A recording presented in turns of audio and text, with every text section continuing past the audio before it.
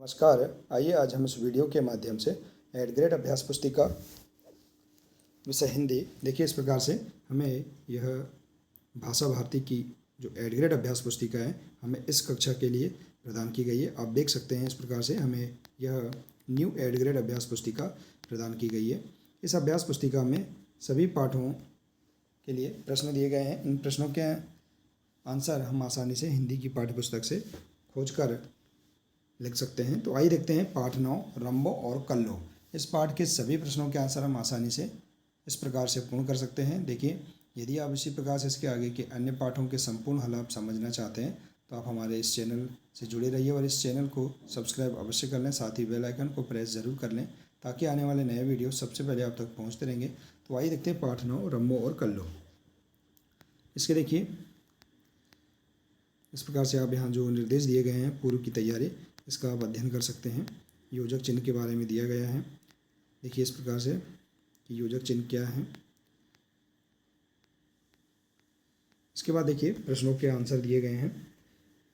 प्रश्नों दिए गए हैं, इनके आंसर आप इस प्रकार से पूर्ण कर सकते हैं। देखिए बहुविकल्पी प्रश्न हैं, सही विकल्प छाट कर लिखिए। बाबूजी के समझाने के बाद क्या हुआ? तो देखिए इसका राइट आंसर है बाबूजी के समझाने के बाद। पृष्ठ क्रमांक 63 के अनुच्छेद 3 से देख सकते हैं। रंबो और कल्लो में अच्छे जीवन यापन की इच्छा हुई। अगला प्रश्न, रधिया ने क्यों कहा कि बाबूजी अब आपने अपना जीवन बदल दिया? तो देखिए इसका आंसर बाबूजी ने दोनों को पढ़ने के लिए प्रेरित किया। इसके बाद देखिए अगला है अति लघुत्तरीय प्रश्न। प्रश्न तीसरा है रंबो और कल्लो की पढ़ाई का जिम्मा किसने लिया था? तो इसका राइट आंसर है बाबूजी ने। इसके बाद है अगला प्रश्न, प्रश्न 4, दोनों परिवार ने साथ साथ मिठाई खाई। उक्त वाक्य में क्रिया का कौन सा प्रकार है? तो देखिए सकर्मक क्रिया है। खिड़की शब्द का बहुवचन है खिड़कियाँ। अगला प्रश्न, यदि रंबो और कल्लो अपनी कक्षा में होती तो आप उनके साथ कैसा व्यवहार करते? तो मैत्रीपूर्ण व्यवहार करते। इसके बाद देखिए अगला प्रश्न लघुत्तरीय प्रश्न है। प्रश्न 7वां, दिए गए मुहावरे का अर्थ लिखकर वाक्यों में प्रयोग कीजिए। जैसे देखिए 9 2 11 होना, इसका अर्थ है भाग जाना। वाक्य में प्रयोग इस प्रकार से आप लिख सकते हैं। देखिए, पुलिस को देखकर चोर 9 2 11 हो गया। इसके बाद है दूसरा, मन मारकर रह जाना। इसका अर्थ है मन के भावों को मन में ही दबा देना। वाक्य में प्रयोग है रमेश की नई गाड़ी के लिए मन मारकर रखना पड़ा। रमेश को नई गाड़ी के लिए मन मारकर रखना पड़ा। तो इस प्रकार से आप प्रश्न 7 का आंसर कर सकते हैं। इसके बाद है प्रश्न 8, रंबो और कल्लो की पढ़ाई करने की इच्छा और तेज कैसे हो गई? तो देखिए रंबो ने प्रथम श्रेणी के अंक प्राप्त किए और कल्लो ने द्वितीय श्रेणी के अंकों से उत्तीर्ण हुई, इसलिए उनकी इच्छा और तेज हो गई। इसके बाद है प्रश्न 9वां, राधिका ने अपनी बिटिया को पढ़ाने से मना क्यों कर रही थी? राधिका अपनी बिटिया को पढ़ाने से मना क्यों कर रही थी? तो देखिए इसका आंसर, वो सोचती थी कि उन्हें पढ़ाने पर पढ़े लिखे लड़के शादी करने के लिए ढूंढने पड़ेंगे, तो उसके काम में हाथ कौन बटाएगा? तो इस प्रकार से इसका आंसर आप लिख सकते हैं।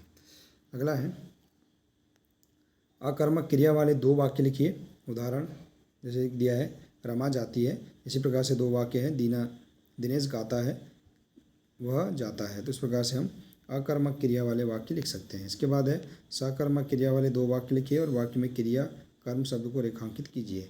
जैसे कि भूमि साइकिल चलाती है, तो चलाना क्रिया कर्म शब्द है। रेखा पुस्तक पढ़ती है, देखिए पढ़ना, इस पर हम रेखांकित कर सकते हैं, क्रिया शब्द है। इसके बाद दिनेश गीत गाता है, तो गाता है, इस पर हम इसे रेखांकित कर सकते हैं। इस प्रकार से इसका आंसर लिख सकते हैं।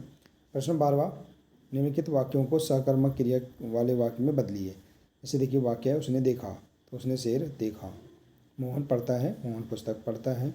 वह खाती है, वह खाना खाती है। तो इस प्रकार से अकर्मक वाक्य से सकर्मक वाक्य में हम इसे इस प्रकार से बदल सकते हैं। अगला है निम्नलिखित शब्दों में प्रयुक्त योजक चिन्हों के बाद के शब्द अनुमान के आधार पर लिखिए। जैसे देखिए जल्दी जल्दी, तो देखिए चांद सूरज, जैसे तैसे, चाचा चाची, कहीं ना कहीं, भाषा वासा, दीप ज्योति और कर्म वर्म। तो इस प्रकार से हम यहाँ पर अपनी भाषा के आधार पर इसे हम लिख सकते हैं। इसके बाद अगला प्रश्न, निम्नलिखित स्थितियों में योजक चिन्ह लगाकर शब्द बनाइए। जैसे तुलना करने वाले शब्द सा से सी, सा से सी। तो देखिए इन शब्दों को इन वाक्यों को हम इस प्रकार से लिख सकते हैं। दो शब्दों के बीच में और की स्थिति होने पर, जैसे देखिए शब्द है वह राम और लक्ष्मण। दो शब्दों के बीच में का की स्थिति होने पर, जैसे बच्चों का स्कूल। पुनरक्त शब्दों के बीच, जैसे पुनरक्त शब्द जैसे टर टर, मतलब वही शब्द बार बार आए हों। इसके बाद दो शब्दों के बीच न की स्थिति होने पर, कहीं ना कहीं, देखिए इस प्रकार से हम वाक्य शब्द बना सकते हैं। और तुलना के लिए सा से सी भी स्थिति होने पर, जैसे मोटा सा। तो इस प्रकार से हम यहाँ पर इस प्रश्नों को आसानी से पूर्ण कर सकते हैं। इसके बाद देखिए अगला प्रश्न है दीर्घोत्तरीय प्रश्न। निम्नलिखित शब्दों के मध्य में योजक चिन्ह हटाकर योजक चिन्ह के स्थान पर क्या लिखा जाएगा। जैसे सुख दुख, तो सुख और दुख। राजधर्म, राज का धर्म। धर्म अधर्म, धर्म और अधर्म। विश्राम गृह, विश्राम का गृह। भक्ति भाव, भक्ति से भाव। तो इस प्रकार से हम यहाँ पर